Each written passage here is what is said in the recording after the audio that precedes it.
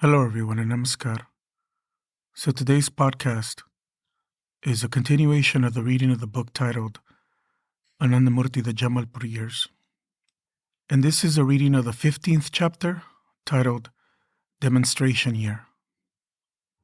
The seed of omniscience lies inherent in the human mind itself, but due to utter ignorance, the human mind has forgotten its inherent nature and capacity. Despite the growth of Anandamarga, Baba's private life continued to be as simple as ever. As Dilip Bose, an acharya who was related to Baba by marriage, noted, Baba was one person with his disciples and a completely different person in his family life. He was so completely normal in his family life and other social situations that no one would think he was anything other than an ordinary man. At home, Baba lived the life of a dutiful son and a good neighbor in a lower middle-class family that could not afford undue luxuries.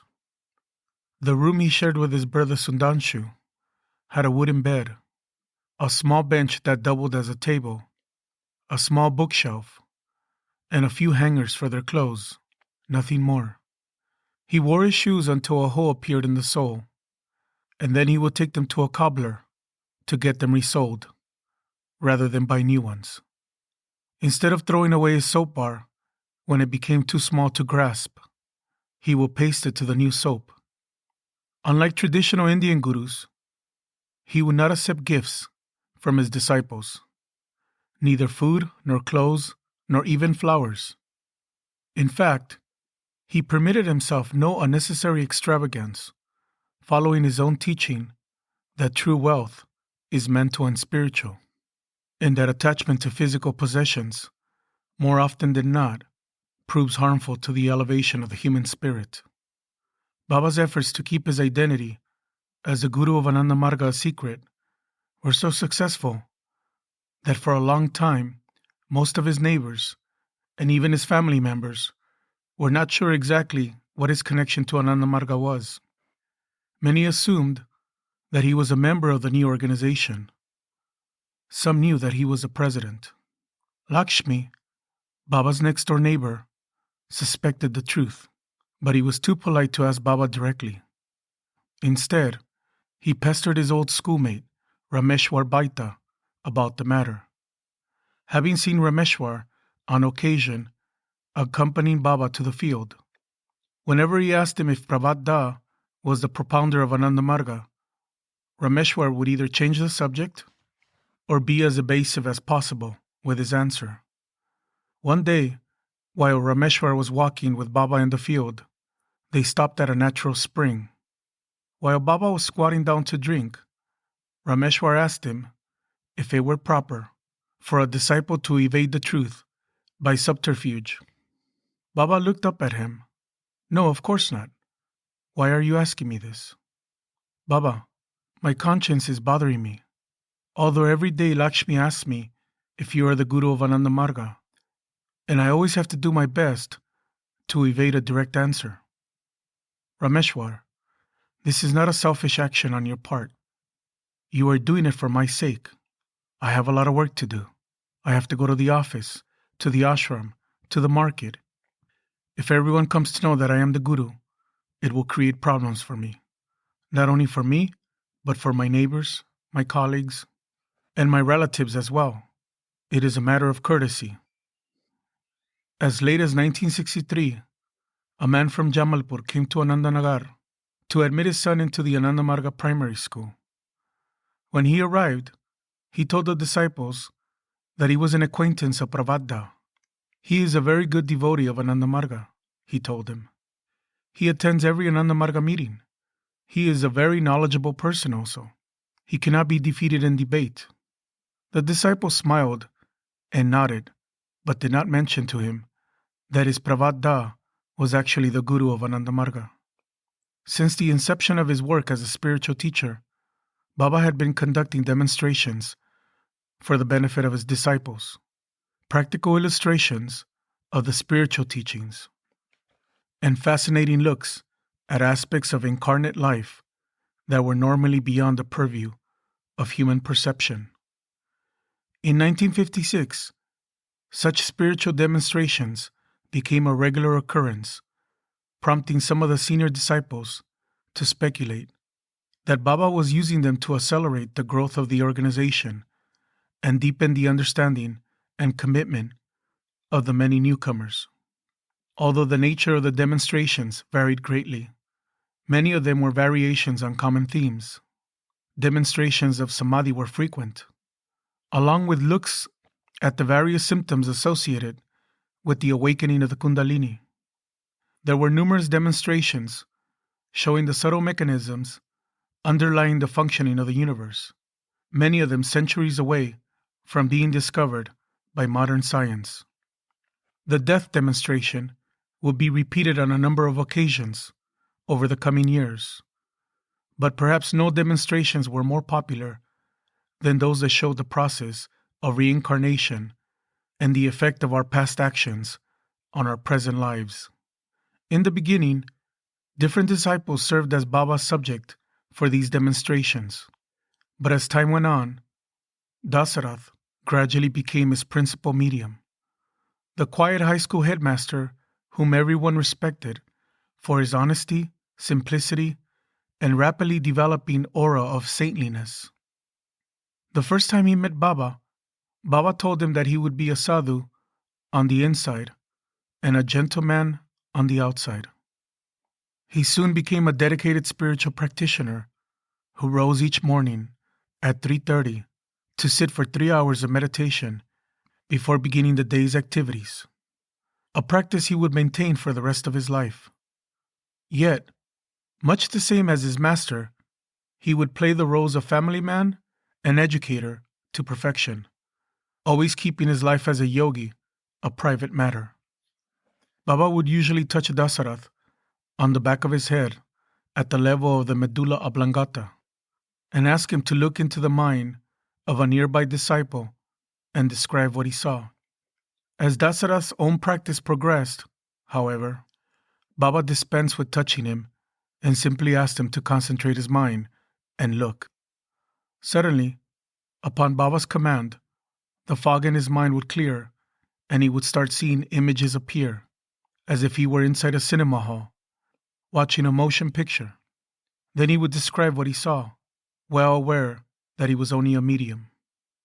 As time passed, Dasarath began to develop the ability to see the mental plates of others, even in Baba's absence, an ability he would not find as agreeable as one might think. In one interview, Dasarath described his experience. At times, Baba used to select me to see spiritual vibrations. On one such occasion, I was shown the different kinds of waves radiated by the persons present in Baba's room at the Jamalpur Jagrati. These waves were radiating from the heads of the persons there. The waves were of different colors. One of these persons, an intellectual, had greenish waves around his head. Baba told us that greenish waves represent intellect. On another occasion, I saw a person with a curious kind of wave. I had never seen such a phenomenon. Black waves were coming from the right side of his head and face, and white ones from the left side. I was stupefied and could not speak for quite some time. Baba understood my perplexity and said, "Yes, the man is very good within, but his exterior is rough. The white waves show his inner sentient nature, and the black ones his superficial states." On yet another occasion, I saw the waves of a young boy before his personal contact with Baba, and then again after it.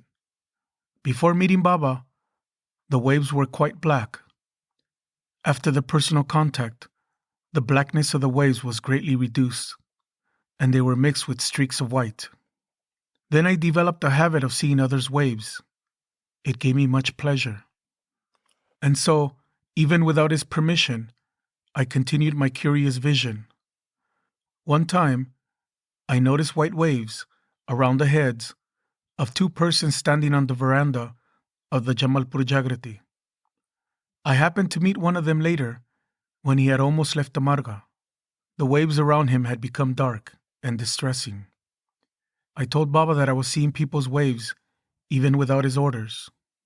Baba asked me not to do so, as it was a path fraught with the possibility of downfall. I have since given up this kind of thing. Dasarath recounted in another interview that it was as if he were seeing people's auras and thoughts with his open eyes in the same way that he saw their clothes, except in this case, he was using his inner eye and there was no way to close it. He discovered that it was all too often a disagreeable experience. Too many people had dark colors swirling in their auras, a reflection of their negative states of mind and unsavory character. And hearing their thoughts was sometimes like listening to a madman speak. Finally, Dasarath went to Baba and complained, and Baba mercifully withdrew the ability. As the demonstrations increased in frequency, Dasarath gradually acquired such a reputation that newcomers will sometimes be afraid of him, worried that he might be able to see their private thoughts.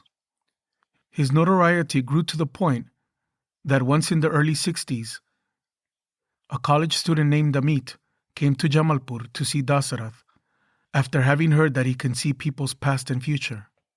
It was only after he went on his first field walk that he realized that Dasarath was only a medium and that the real power resided in Baba. Among the demonstrations that were often repeated were ones in which Baba showed that the revolutionary hero Subhash Chandra Bose was still alive, despite official reports of his death. In one such demonstration, Dasarath was seated in the ashram with the other Margis for Sunday darshan. Concentrate your mind, Baba told him, and start moving toward the eastern horizon. Describe what you see. Baba, I see a succession of forested hills and open plains. Baba continued to guide him as if he were an air traffic controller, asking him to change directions several times. Under Baba's guidance, Dasarath started east and then turned in a more northerly direction until he reached the Himalayas. Describing the scenery as he went, Baba led him through the foothills to the higher ranges of the Tibetan plateau. Stop there, Baba told him. Where are you now? A remote mountain, Baba, near Limpopo, in Tibet. Now descend and look for a cave in the mountainside. I can see a cave set into the mountainside below an outcropping. Enter the cave and describe what you see. It is quite dark inside. I can see the figure of a yogi sitting on an animal skin, performing meditation. His upper body is naked, he has long hair, and there are some cooking utensils nearby. Do you recognize the yogi? No, Baba. Look closer and see if you can recognize him. Dasarath hesitated for a few moments. Baba, it looks like Subhash Chandra Bose. Yes, that is correct. Ask him if he would like to come back to India. Dasarath remained silent for some moments before answering, perfectly motionless in lotus posture with his eyes firmly shut, as was the yogi in the cave that he was witnessing with his inner vision. No, Baba, he has no wish to come back to India. His only wish now is to dedicate his life to spiritual practices. Leave him in peace then. He has done enough service for the society. Now he has reached the stage in his life when he should concentrate on sadhana. On another occasion, Baba summoned a Dakshini, a type of luminous body, or Devayoni, and told Dasarath to ask her if Subhash was still alive, and then look closely at her forehead. If he saw a star, then he was alive. If he saw a cross, then he was dead. He saw a star. Baba would do numerous demonstrations over a period of years, showing Subhash living the life of a yogi hermit. Demonstrations about the mysteries of reincarnation were common. Once a female disciple, who used to visit Jamalpur regularly, lost her young son to a fatal childhood disease. One day in the Jagrati, overcome by her lingering sadness, she requested Baba to tell her how her dead son was doing. Baba consoled her for a few minutes and then turned to Dasarath and told him to see if her son had already been reborn. Dasarath concentrated his mind and began narrating that he had taken birth in a well-to-do family of Guwahati in Assam. He was about to say the name of the family when Baba stopped him. "It will create too much tension in her mind," Baba said, "if she thinks that she can locate her son. Now enter the baby's mind and see whether there is any awareness or anguish over his separation from his previous mother." "No, Baba," Dasarath replied. "The baby is very happy in its new family. He is receiving a lot of love and affection." "Now look into the baby's future. What do you see?" "Baba, the baby's future is very bright." "Good. Now go deep into the baby's mind and see whether or not he would like to go back to his previous mother, were it somehow possible." "Baba, the baby does not want to be disturbed. He is happy where he is and does not want to leave." When the demonstration was finished, the woman discovered that the anguish she had been harboring for so long had dissipated. In fact, she felt relieved to hear that her son had gotten a happy birth in which he could continue his spiritual journey. Baba went on to explain the karmic reasons why her son had come to her for such a short time, the samskaras that he had needed to exhaust through the medium of his early death. He concluded by saying, "Human relationships with those who are close to us only last for a certain period of time. Family life can be compared to a railway journey. At every station, new passengers board the train and some of the old ones get off. It is natural that we befriend the ones that get on and develop a sense of warmth and affection for them. But do we shed tears when they get down at their respective destinations? No, not at all. The same applies to all family relationships. As long as we are together, we should love each other and honor our duties towards each other. But once the tie is broken, we should not give way to grief and despair. All such relationships are temporary. The only lasting relationship is with Paramapurusha, the Supreme Lord." On another occasion, a young man from a well-to-do family came to Jamalpur for his first darshan. While the Margis were seated with Baba in the Jagrati, Baba asked Dasarath to see the young man's past life. "Baba, I see a dense forest. In the middle of the forest, there is a sadhu sitting and performing meditation. Now move ahead a few years. What do you see?" "I see a dead body covered by a white cloth." "Yes, this boy was a spiritual ascetic in his previous life. He was a good sadhaka. But he harbored an attraction toward material enjoyments. At times, he would hope that he could be born into a rich family in his next life. Since he was a spiritual aspirant and regularly repeated God's name, a snake bit him in order to fulfill his latent desire. For this reason, he was born in a merchant's family." Baba turned his attention to the boy. "Are you afraid of snakes?" "Yes, Baba. I've had a terrible fear of snakes ever since I was a child. Even now, I can't divide the thought of them." "Do your sadhana sincerely. Gradually that fear will vanish." Demonstrations where Baba showed the past lives of different disciples became so commonplace that many of them became overly curious to know who they had been, although few had the temerity to ask Baba directly. An intellectually minded disciple from Calcutta, Manohar Lal Gupta, used to visit Jamalpur whenever he got the chance. He too became curious about his past lives, and soon convinced himself that he must have been a very advanced yogi in his previous life to merit such a powerful guru in this one.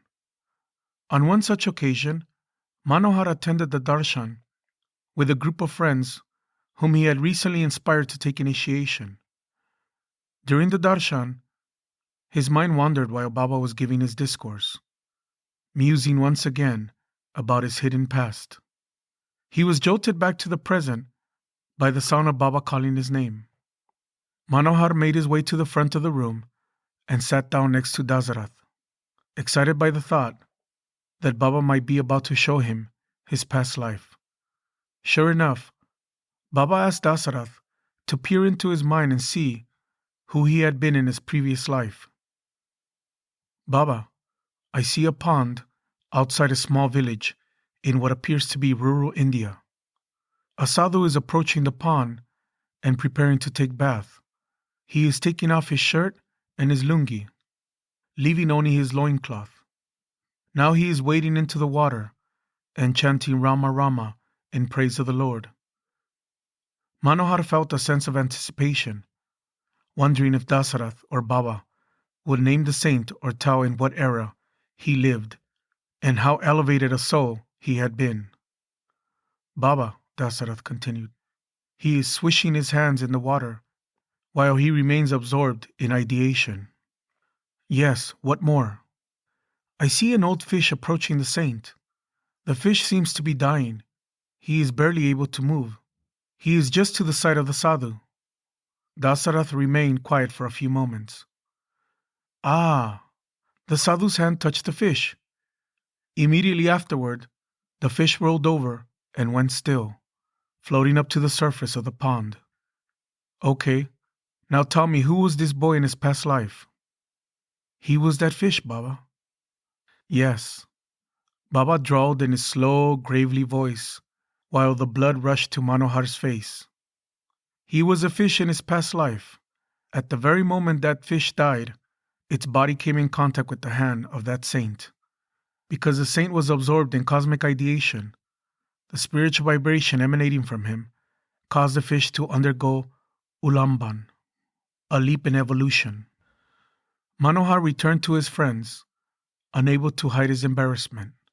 But after a few years had passed, he would enjoy telling the story and making fun of his earlier arrogance. In one interview, Chandrasekhar, now a retired engineer, described a similar demonstration during his student days. A feeling came in my mind at that time that I must have been either a great person or a king in my previous life. Due to this, some ego arose in my mind. It was probably the third time I saw Baba. I was sitting near him, and although I had a feeling of surrender, I also had some ego. A clash was going on between my feelings of surrender and that ego, and the ego was not letting my feeling of surrender grow. There was a discussion. Baba's mood became grave. Suddenly he said, "He is full of ego." Everyone looked around to see whom Baba was speaking about. He was looking at me. Baba's mood had completely changed. I felt that I had allowed a crude mentality to come into my mind. Baba asked me to stand up in front of everyone, and then he asked Dasarath to see my past lives. Dasarath started to stare at me, and I was also looking at him. Then Dasarath said that he was seeing the flesh in my body without the skin over it. Then he said that the flesh had fallen away, and he was only seeing a skeleton standing there. While he was saying those things, I was also feeling that I was a person without skin, and then without flesh, just a skeleton. These feelings came into my mind one by one. Dasarath was having some difficulty seeing, so Baba helped him. Then Dasarath said that he saw a large meadow. In the meadow, there was a tree, and under the tree, someone was sitting. Again, he had trouble seeing, and Baba helped him. Then Dasarath said that he can see an eagle flying in the sky. Baba asked him whether or not there was something in the eagle's claws. Dasarath said that the eagle was indeed carrying something in its claws. Then Baba told us that I had been an eagle in my last life in some jungle of Brazil. He began telling us that one survey party had gone there, and one engineer had become separated from the survey team. He got lost and became very hungry. He was sitting under a tree, counting the last breaths of his life, thinking that he was going to starve to death. It so happened that the eagle was carrying a piece of meat in its claws.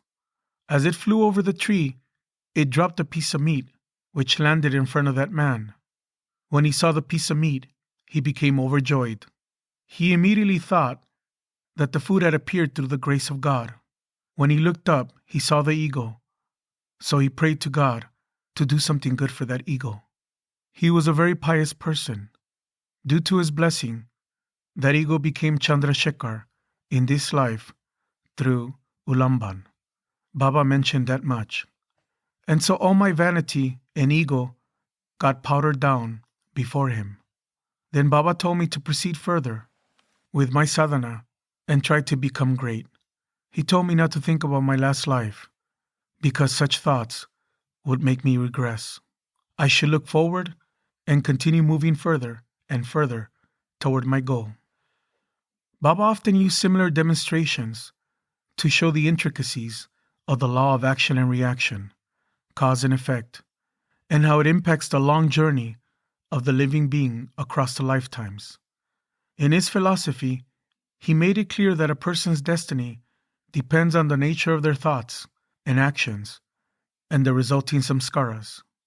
Continued indulgence in crude thinking can, he pointed out, cause the mind to degenerate to such a point where it is forced to adopt an animal body in the next life in order to satisfy its acquired samskara.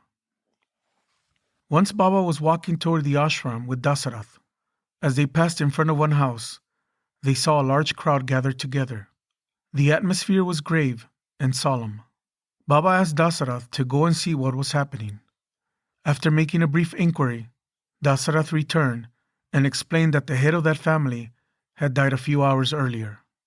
Family and friends were gathered in mourning as they prepared the body for its final journey to the cremation ground.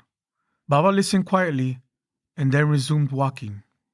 Dasarath, he said, look carefully and see if you can trace the future path of progress for this disembodied mind. Dasarath concentrated for a few moments and then said, Baba, this mind has regressed. It will take the body of a dog in its next life. Yes, that is correct. Though this man was a prominent member of the Brahmin community, he was not a pious man as befits a Brahmin. In fact, he was a sinful and greedy man who never reflected on his misdeeds or repented for them. He was full of caste vanity and arrogance.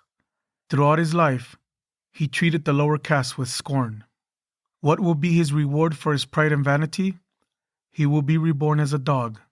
If he wanders into a gathering of Brahmins, will they not treat him as an untouchable and drive him away, just as he did to others in this life? Though the demonstrations were often humorous and always instructive, there were times when Baba used them to impart a stern and sobering lesson to some wayward aspirant. On one such occasion, a new disciple from Hazaribagh, Kamalesh, was participating in his first field walk. As they were walking towards the tiger's grave, Baba turned to Dasarath and asked, Now tell me, what life will this little boy get if he dies at this time? A look of shock appeared on Kamalesh's face. Don't worry, Baba said. I am not saying that you are going to die now. I am only asking Dasarath to see what type of body you would take if you were to die now. Dasarath looked at the boy for a few moments and said, Baba, if he died now, he would take the body of a scorpion. Baba turned to Kamalesh with a grave look on his face. What sort of activities are you involved in that would make you develop the reactive momenta of a scorpion? Tell me. Kamalesh kept silent. When he didn't answer, Baba changed his subject and began conversing with the other disciples who were accompanying him. The next day, before General Darshan, Baba asked some disciples to call the boy who had come from Hazaribagh and bring him to his room. After a few minutes, everyone could hear Kamalesh weeping inside Baba's room. When the door opened, nearly an hour later, and he and Baba came out, Baba asked him, Do you understand why your mentality became like that of a scorpion? Yes, Baba. Then don't worry about what you have done anymore. Those reactive momenta are finished. Forget your past and look to the future. From this moment forward, live your life like a true human being. Though 1956 would be looked back upon as demonstration year, such demonstrations would remain an integral part of Baba's teaching style throughout his lifetime. Though the disciples would sometimes share these stories with non-Margi relatives and friends, they were aware of how fantastic they sounded. As one disciple remarked, sometimes we wanted to run out in the street and shout to everyone, to tell them what was going on inside that room. But of course we couldn't. Nobody would have believed us. Sometimes we had a tough time believing it ourselves, and we were right there watching it happen. Thank you.